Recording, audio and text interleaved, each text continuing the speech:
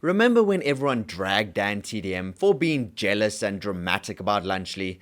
Yeah, well, it's been about a year and turns out he was the only one with a functioning brain cell. The guy basically predicted the downfall before it even started, while everyone else was blinded by the hype.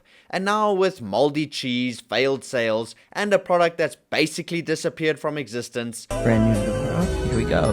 Lunchly is now in stores. We need to talk about how Dan called this disaster from day one.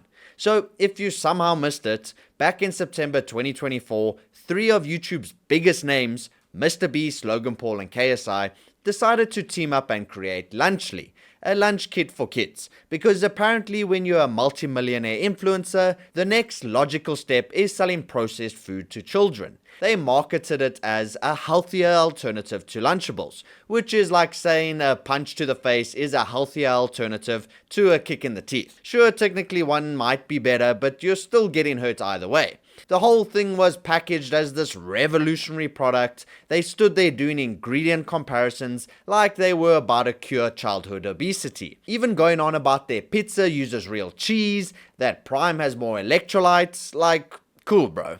But your target audience is 8-year-olds sitting in a classroom, not athletes running marathons. But hey, facts don't matter when you've got a combined audience of like 200 million people, right? And that's when DanTDM decided he had had enough. He hopped on Twitter and dropped what might have been the most important tweet of 2024, saying, "What happened to YouTubers, man? I can't not say anything anymore. This is selling stuff for the sake of making money. Simple. How does this benefit their fans? This is selling crap to kids who don't know better than to trust the people who are selling it to them. Do better." Mic drop. The internet absolutely exploded because Dan didn't just call out the product, he called out their entire pattern of behavior. He saw through the PR speak and the fake health claims and said what everyone was thinking but too scared to say. These guys weren't making Lunchly to help kids, they were making it to print money off their young impressionable audience. Now, you'd think three grown men with massive platforms would respond maturely to valid criticism, right? Yeah, no.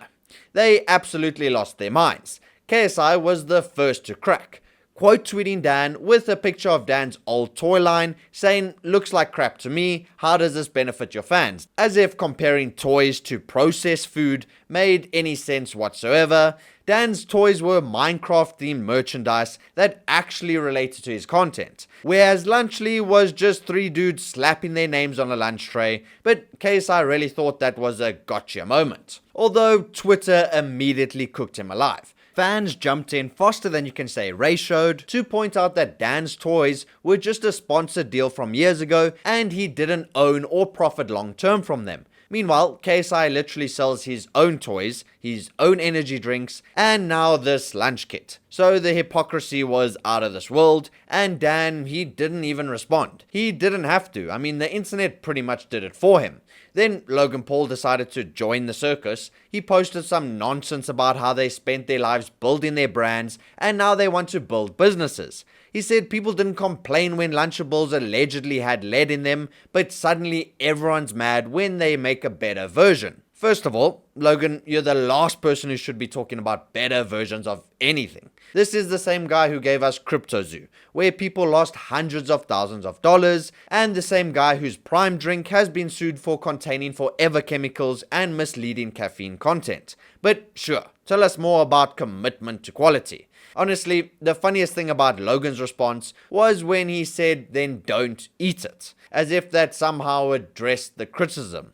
Funny though, because that's exactly what people are doing now. They're not eating it. That's why the product failed. But let's get to the good stuff, the part where DanTDM was proven right in the most spectacular way possible. Because it turns out Lunchly wasn't just a bad idea, it was a genuinely terrible product. Doctors started weighing in, with Dr. Mike and Dr. Brian both making videos breaking down the nutrition labels, and it was brutal. If a parent came into my doctor's office, I would not recommend that their child drink this for lunch. The whole more electrolytes claim turns out they were just rebranding sodium, and that kids eating lunch at school don't need extra electrolytes unless they're training for the Olympics between maths and English class. Then the fewer calories thing was even worse. Lunchly had way fewer calories than what the USDA recommends for kids' lunch. So either kids are under eating or they're eating multiple packs and getting way too much sodium. Either way, it's not the health win they had claimed. Dr. Mike's final verdict was,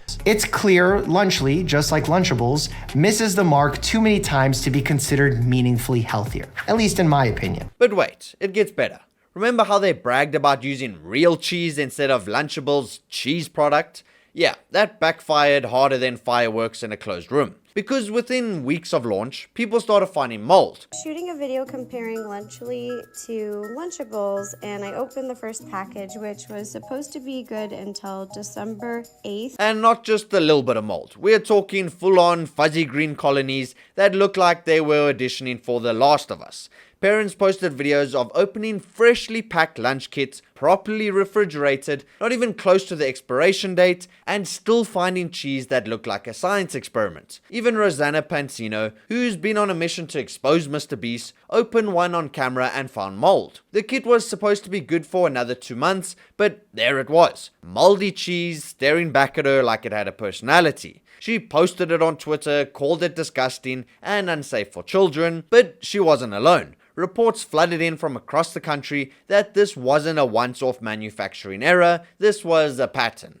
The internet, of course, turned it into a meme, and "I like my cheese moldy, bro" became the rallying cry for everyone roasting Lunchly, and honestly, it was deserved. Because this wasn't just embarrassing, it was dangerous, because kids could have gotten sick. Now, parents trusted these influencers, and they delivered a product that was literally growing its own ecosystem. And how did Logan and KSI respond to this health hazard? Did they issue a recall? Did they apologize? No.